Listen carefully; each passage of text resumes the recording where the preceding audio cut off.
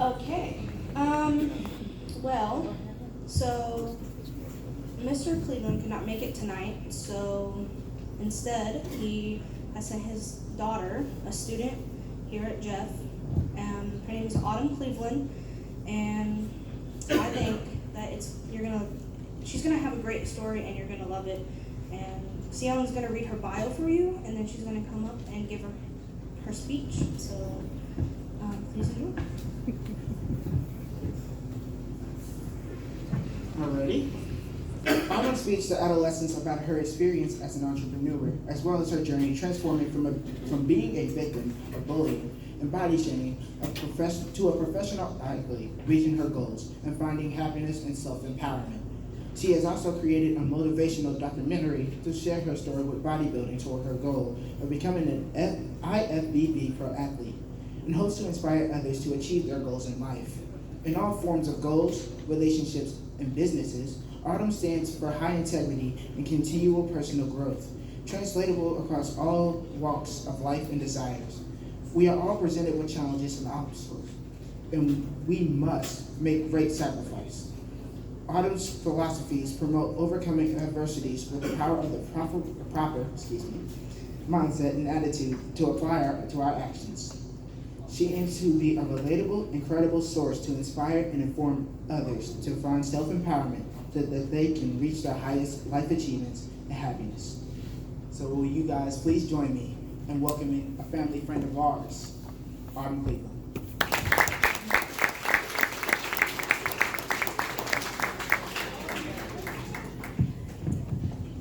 I am really excited to be here, and I'm sad that my dad can't be here, but it is an honor because what I have been able to become today would not happen if I didn't have the most amazing parents in the world. And they've, from when I was little, raised me in a way to empower me and believe in myself and stay true to myself. And you all have the fortune of knowing my dad. But I'm really hoping that something that I say tonight will resonate with everyone in this room, no matter what age you are, no matter what you do for a profession or a hobby.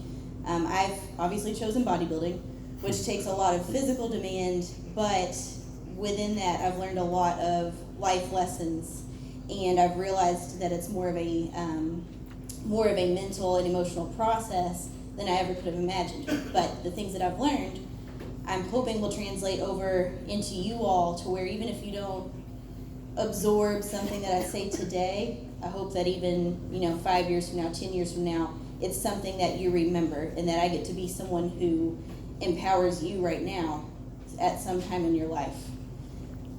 So I will start with one of my favorite quotes. A river cuts through rock, not because of its power, but its persistence. This quote is meaningful to me because even in times of feeling less than powerful, it reminded me that as long as I didn't quit, that I would eventually overcome. I wasn't always what I am today. I had to fight to become this. I had to build this, and I had to create this. But I always knew that I wanted to be who I am and what I am today. I just had to overcome many adversities and challenges, both internal and external. Before I created my present self, I was a dreamer, and I was you. I went to this high school for the last 2 years before I graduated here, and so many of where this had started for me is exactly the age that you all are at now, and I'm hoping that that connects with you tonight. I turned to bodybuilding after I found myself feeling isolated and weak and lacking confidence in my body image and my strength. I started competing at a young age, which allowed me to find something that I was very passionate about, which fueled my self-discovery within myself that I didn't even know that I had. Out of curiosity of my own abilities, I wanted to see just how powerful I could become, which started my journey of attempting to grow into a professional athlete. Let's keep in mind that I am not good at athletics, and I was the last person picked for dodgeball. I'll never forget that. It's taken me over 16 years to be in this position, and it took me 15 years of failure to get here. I started competing when I was 16 years old, and I did not turn professional for 15 years. In that time, I learned to recognize my key principles in the formula of my success. I learned to recognize the importance of these certain points.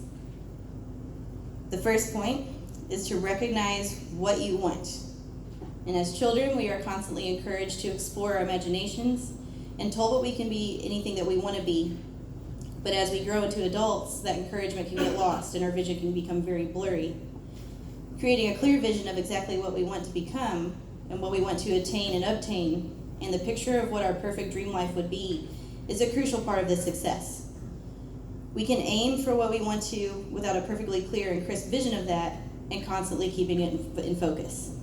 And if you ask yourself, what do you want? Like, what do you really and truly want? That will help you get that vision clear. For me, that was setting a goal of becoming a professional athlete as a figure athlete and aiming to be now the best in the world. Another quote, go there in the mind and you will go there in reality. Recognize your decision and commit to it. You can't fully expect something to come into your fruition if you're not solid and firm in your belief. Once you have made up your mind and decided that this is what you want to achieve, you must make the commitment to do it. You must create space in your life to grow in that area and work equally as hard to protect it. For me, it meant giving up other means of instant gratification, and it also meant being okay with growing apart from certain mindsets and also certain people in my life. Recognize your willingness to do what is required.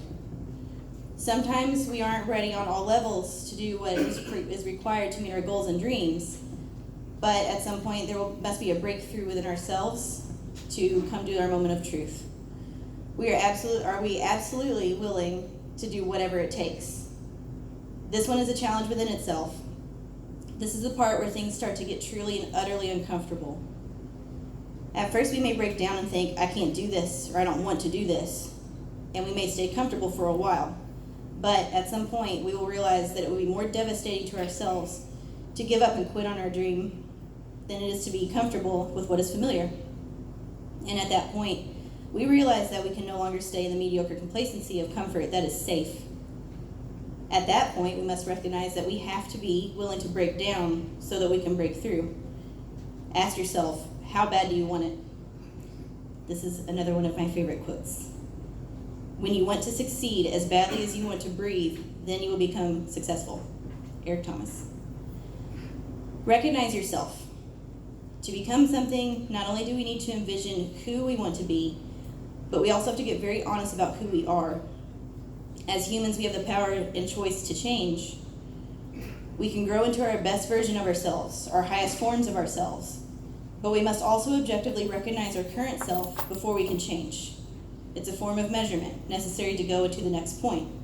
We can't get to point A we can't get to point B without recognizing what point A is. Once we leave our thoughts of limitations and self-defeat, we can take our core values and character and morph it into our future best selves. If we shift our identity with ourselves first, we will start to exude that. And once we start to believe it, so will others, along with the rest of the world. So ask yourself, who am I right now, and who do I want to be? Practice being your future self by identifying with yourself as that now. Recognize your standard and don't settle for anything less. An important piece of the equation to success is to set your standards. I personally hold myself to a high standard. And I always ask myself, can I do better than this? Can I be better than this? And do I deserve better than this? With raising the bar high for ourselves, we are more likely to make strides in success by reaching higher rather than becoming complacent or even regressing by settling or lowering our standard. As soon as you've recognized your value and standard, you must do everything in your power to maintain it with your integrity and stay consistent between what you say about your dream and what you'll do for it. Ask yourself, is this helping or hurting my dream? And if it's hurting, remove it as far and as fast as you can control. And if it's helping toward it, hold that close to you. The standards that you set determine the life that you get. Recognize that failure is a success. It's easy to get discouraged if we don't view this in a specific way, that if we do not reach our goal immediately or exactly how we expected to, that we have somehow failed and experienced a loss. However, I've learned to shift my focus and say, yes, I have failed, but I've experienced a gain. I look for or create something positive or something that I will have learned in the process of not getting what I want immediately. I have 16 years of failures, but I also have 15 years of experience and lessons that many others in my area do not. I don't always know what to do or the right course of action, but I do know what not to do and what will take me further away, which in turn gets me closer to my dream. I failed so many times that I jokingly call myself the queen of failure. But if you get good at falling down, it's no longer what limits you from the speed and heights of success. And the more that you fall down, the more practice that you have in getting back up. And now I can't, and I'm not afraid to fail, and I'm great at failing. These are two of my other favorite quotes. It's not how many times you get knocked down that counts, it's how many times you get back up. And failure is another stepping stone to greatness. Recognize your adversities and then overcome them. I tossed out the idea that I would succeed through luck a long time ago. As much as I have going for me in my favor, I can equally list out what I do not have in my favor. Instead of relying on luck or chance for opportunity, I have learned to rely on myself and work in preparation for it and to create it. I have chosen to outwork chance. I chose to over-prepare for outcome. There will always be factors that are outside of your control, but what you can control is what you need to control. There will always be life's resistance, struggles, and disadvantages, but once you acknowledge what the challenges are, you can start to overcome them. There is always a workaround, and there's always an alternative path, even if it's not the blueprint that you expected. All that you know, all that you need to know, is where you want to end up, and know that you will get there, even if the route of the process is unpredictable. Recognize your strengths and your strong points. We each have a different set of tools, a skill set, and advantages. There will always be someone who is better than you at something. That's just the reality of life. But that doesn't mean that you aren't better in another area of focus. It's important to acknowledge your strengths so that you can utilize them in a specific and effective way. Always work on your weaknesses, but also practice your advantages. Become confident in what you have to offer and what you're already good at. This way, you can always rely on what you were equipped with to reach your success. Recognize that things take time and be patient. I'll repeat myself again here because it sounds crazy. I tried and failed at the exact same thing for 15 years before it happened. And that's half of my lifetime, and I think that's most of your all's lifetime.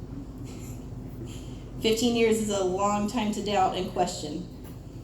15 years is a lot of opportunity to quit. And every time I thought about quitting, I asked myself, what else would I rather be doing? What else would I rather be doing with my time and my effort? And each time that I tried on the idea of a life without my passion, I only wanted to resume with what I was doing even more. I didn't want a life without it, and I wasn't willing to give up on all the time and energy that I had already invested into it and myself. I knew that what I was learning in the process of spending the time of experience was more valuable than any one event in itself. I've always used the analogy in the story of the tortoise and the hare. I watched so many others with flash-in-the-pan success pass me by, getting what I wanted so badly, but I also watched them burn out and fade just as rapidly. And I would much rather spend my life doing what I love for longevity to savor it than to have it rush by too fast. I'm definitely the tortoise here, and I have no regrets about how long it took me to get where I wanted to go. And here I am today, exactly where I knew it would be all along, just with a few bonus years. I always knew that if I didn't give up on it or myself, that I would eventually live my dream.